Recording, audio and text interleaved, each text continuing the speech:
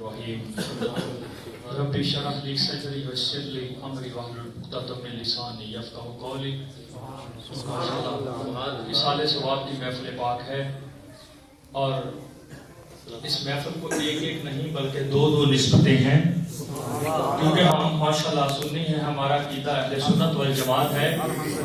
تو جب بھی ہم میں کوئی بچہ پیدا ہوتا ہے ہم تب بھی خوشی میں محفل میلاد مصطفیٰ کا انعقاد کرتے ہیں، اور جب بھی کوئی بندہ ہم میں سے جدا ہوتا ہے ہم پھر بھی اس کے جانے میں محفل میلاد مصطفیٰ کا انعقاد کرتے ہیں. اس لیے ہمارا عقیدہ ہے کہ اس محفل پاک کو دو نسبتیں ہیں، ایک نسبت ایصال ثواب کی ہے اور دوسری نسبت جو ہے وہ محفل میلاد مصطفیٰ کی ہے.